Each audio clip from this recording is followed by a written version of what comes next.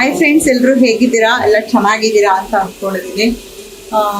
Welcome to my YouTube channel. ಇವತ್ತು ಏನಪ್ಪಾ ಅಂತಂದ್ರೆ, ಮನೇಲಿ ತುಂಬ ಫ್ರೂಟ್ಸ್ ತಂದಿರ್ತೀವಿ. ಯಾವಾಗ ಮಕ್ಳುಗಳು ತಿಂತಾ ಇರಲ್ಲ, ಏನಪ್ಪ ಮಾಡೋದು, ಮಕ್ಳು ತಿನ್ನಲ್ಲ ಅನ್ನೋ ಟೆನ್ಷನ್ನೇ ಬೇಡ. ಈಸಿಯಾಗಿ ಮನೇಲಿ ಫ್ರೂಟ್ಸ್ ಕಸ್ಟರ್ಡ್ ಮಾಡೋದು ಹೇಗೆ ಅಂತ ಹೇಳ್ಕೊಡ್ತೀನಿ ಬನ್ನಿ. ತುಂಬಾನೇ ರುಚಿಯಾಗಿರುತ್ತೆ. ಮಕ್ಳು ಪ್ರೀತಿಯಿಂದ ಖುಷಿಪಟ್ಟು ತಿಂತಾರೆ. ಹೇಗೆ ಮಾಡೋದು ಅಂತ ನೋಡ್ಕೊಂಡ್ ಬರೋಣ ಬನ್ನಿ. ಈಗ ಗ್ಯಾಸ್ ಸ್ಟವ್ ಮೇಲೆ ಒಂದು ಪ್ಯಾನ್ನ ಇಟ್ಕೊಂಡು ಒಂದು ಅರ್ಧ ಲೀಟರ್ ಅಷ್ಟು ಹಾಲನ್ನ ಹಾಕೊಂಡು ಕುದಿಸ್ಕೊಳ್ಳೋಣ.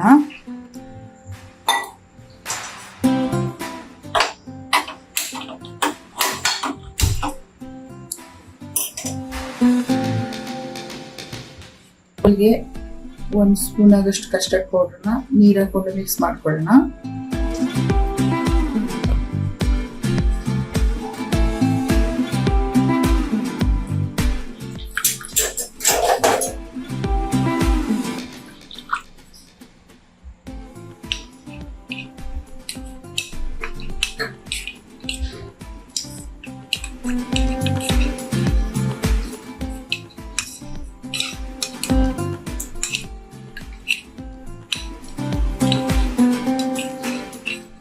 ಚೆನ್ನಾಗಿ ಗಂಟಿಲ್ದಿರೋ ತರ ನೀಟಾಗಿ ಮಿಕ್ಸ್ ಮಾಡ್ಕೊಳ್ಳೋಣ.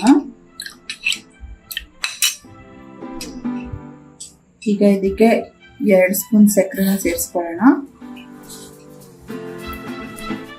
ಈಗ ಹಾಲು ಚೆನ್ನಾಗಿ ಕುದೀತಾ ಇದೆ. ಇವಾಗ ಮಿಕ್ಸ್ ಮಾಡಿ ಇಟ್ಕೊಂಡಿರೋ ಮಿಕ್ಸರ್ನ ಹಾಕೊಳ್ಳೋಣ.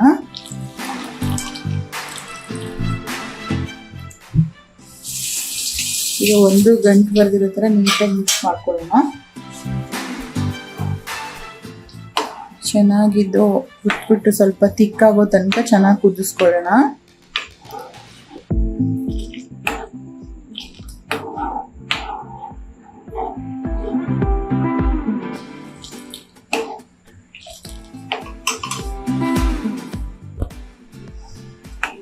ಇವಾಗ ನೋಡಿ ಕುದಿತಾ ಇದೆ, ಚೆನ್ನಾಗಿ ಗಟ್ಟಿ ಆಗ್ತಾ ಇದೆ.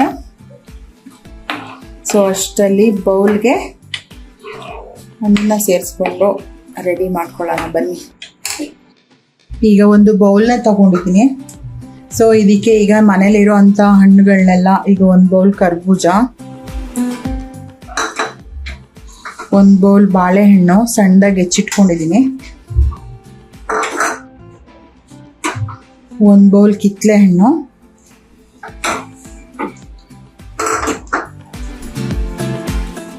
1 ಸಣ್ಣದಿರೋಂಥ ಚೀಕು ಅಂದರೆ ಸಪೋಟೊ ಹಣ್ಣು, ಮತ್ತು ಸಣ್ಣದಾಗಿ ಹೆಚ್ಚಿಟ್ಕೊಂಡಿರುವಂಥ ದ್ರಾಕ್ಷಿ,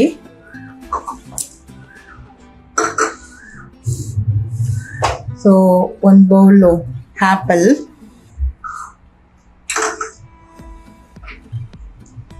ಇದು ಒಂದು ಅರ್ಧ ಬೌಲು ದಾಳಿಂಬೆ ಹಣ್ಣು,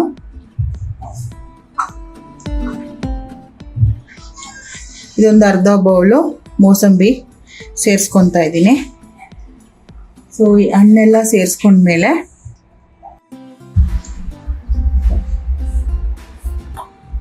ಈಗ ನೆನೆಸಿ ಇಟ್ಕೊಂಡಿರೋಂಥ ಚಿಯಾ ಸೀಡ್ಸ್ನ ಸೇರಿಸ್ಕೊಳ್ಳೋಣ. ಈಗ ಇದಕ್ಕೆ ಚೆನ್ನಾಗಿ ಮಾಡಿಟ್ಕೊಂಡಿದ್ವಲ್ಲ ಅವಾಗ ಚೆನ್ನಾಗಿ ಸೇರಿಸ್ಕೊಳ್ಳೋಣ. ಇದನ್ನ ಇವಾಗ ಕಸ್ಟರ್ಡ್ ಪೌಡರ್ ಹಾಕಿ ಕಾಯಿಸಿಟ್ಕೊಂಡಿದ್ವಂಥ ಹಾಲುಗಳನ್ನ ಸೇರಿಸ್ಕೊಳ್ಳೋಣ. ಈಗ ಇದಕ್ಕೆ ಕಾಯಿಸಿ ಆರಿಸಿರೋಂಥ ಒಂದು ಅರ್ಧ ಕಪ್ ಹಾಲನ್ನ ಸೇರಿಸ್ಕೊಳ್ಳೋಣ.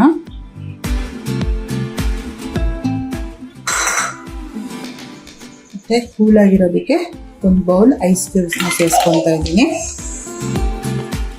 ಈಗ ಇದನ್ನ ಚೆನ್ನಾಗಿ ಎಲ್ಲ ಮಿಕ್ಸ್ ಮಾಡೋಣ.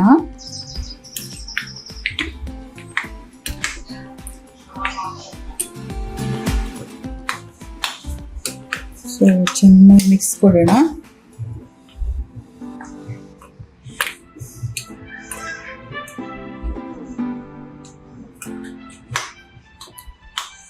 ಬಿಸಿಲು ಅಂತ ಕಸ್ಟರ್ಡ್ ಮಾಡಕ್ ಹೋದ್ರೆ ಮಳೆ ಬರ್ತಿದೆ ಗಾಯ್ಸ್. ಹೊರಗಡೆ ಫುಲ್ ಗುಡುಗು ಮಳೆ ಎಲ್ಲ ಬರ್ತಾ ಇದೆ ಸಡನ್ ಆಗಿ.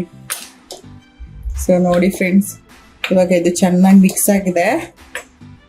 ಇಷ್ಟೇ ಫ್ರೆಂಡ್ಸ್, ಇದು ಈಸಿ ಮಾಡ್ಕೊಳ್ಳೋಕ್ಕೆ. ಮನೇಲಿ ಎಲ್ಲ ಥರ ಫ್ರೂಟ್ಸ್ ಇದ್ದು ಕಸ್ಟರ್ಡ್ ಪೌಡ್ರ್ ಇದ್ರೆ ಸಾಕು, ತುಂಬ ಈಸಿಯಾಗಿ ಮಾಡ್ಕೋಬೋದು. ನೋಡಿ, ಎಲ್ಲರೂ ಮನೇಲಿ ಒಂದ್ಸಲ ಟ್ರೈ ಮಾಡಿ. ಈಗ ಒಂದು ಬೌಲ್ಗೆ ಸರ್ವ್ ಮಾಡ್ಕೊಳ್ಳೋಣ.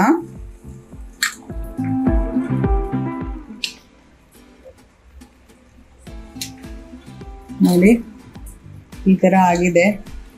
ತುಂಬಾನೇ ರುಚಿಯಾಗಿರುತ್ತೆ. ಮನೇಲೇ ನಾವು ಈಸಿಯಾಗಿ ಮಾಡ್ಕೋಬೋದು. ತುಂಬಾನೇ ಟೇಸ್ಟಿಯಾಗಿರುತ್ತೆ, ರುಚಿಯಾಗಿರುತ್ತೆ. ಫ್ರೆಂಡ್ಸ್, ಇವಾಗ ಇದು ರೆಡಿ ಆಗಿದೆ. ತುಂಬಾನೇ ಟೇಸ್ಟಿಯಾಗಿರುತ್ತೆ, ರುಚಿಯಾಗಿರುತ್ತೆ. ಹೇಗಾಗಿದೆ ಅಂತ ಒಂದ್ಸತಿ ನೋಡೋಣವಾ?